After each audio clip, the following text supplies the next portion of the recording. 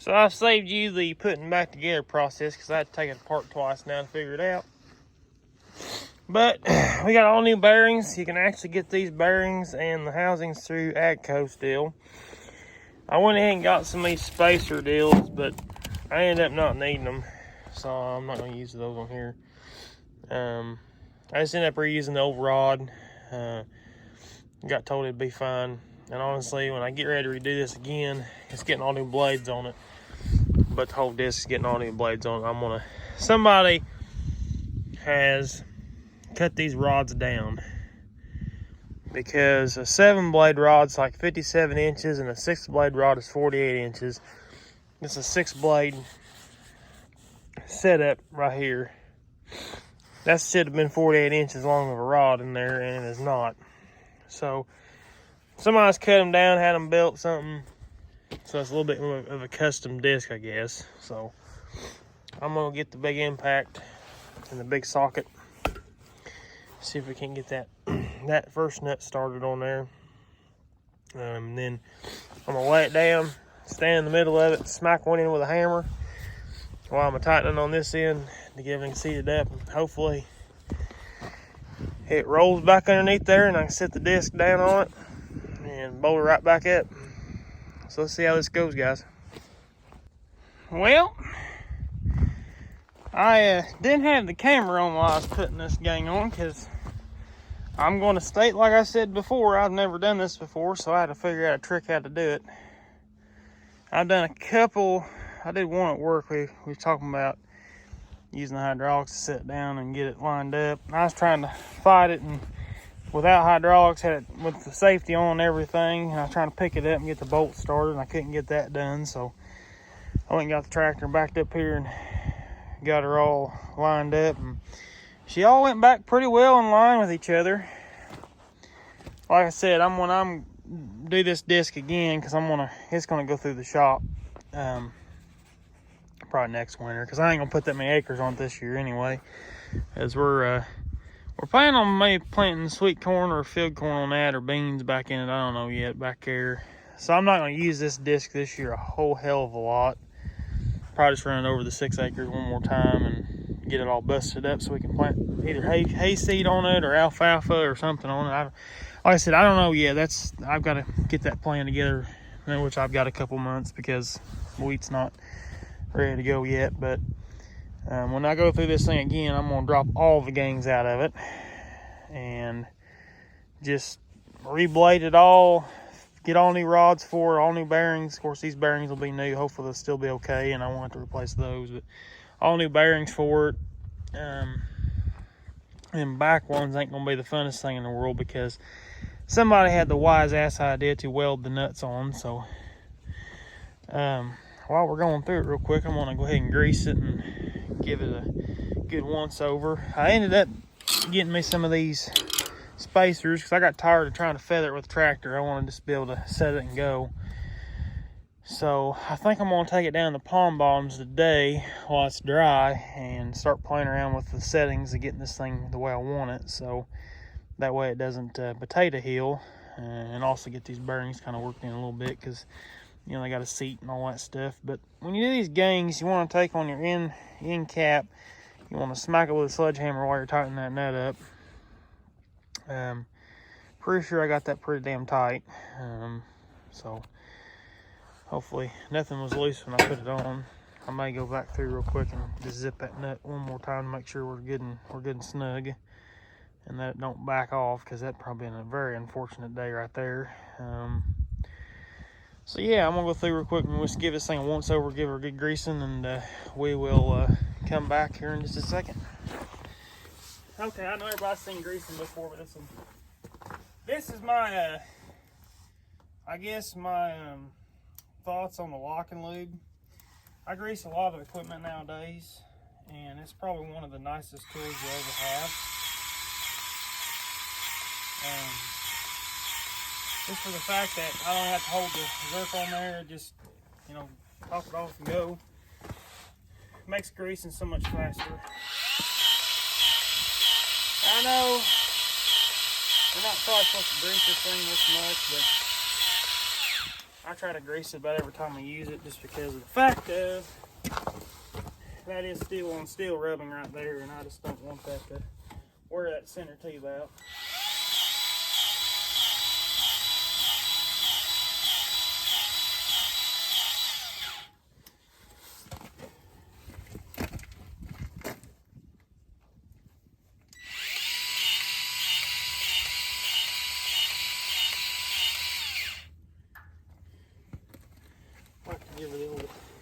Once over, at least once a year, just to make sure we're good to go. A lot of people don't do this either, but I like to grease my jack.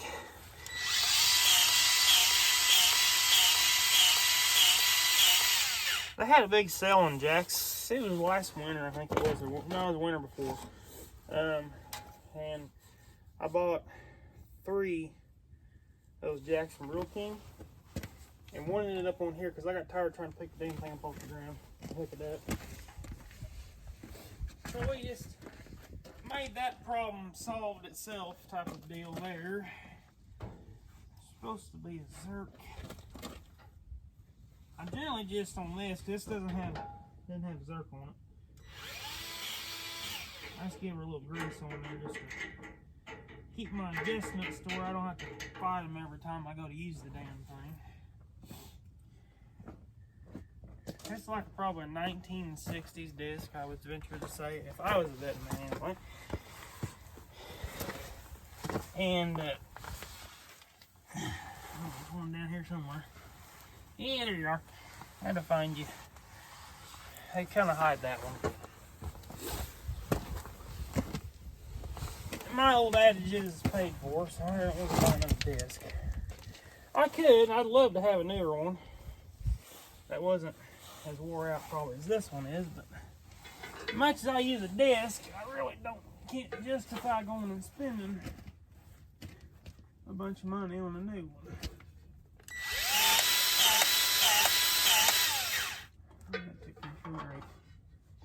That Zerk's kind of jacked up. We'll fix that problem. You might say that's a wasted grease, but I just put them on the threads and make sure we ain't gonna have any issues there. Got a couple couplers on this thing leaking too. I need to get some new ones, I guess.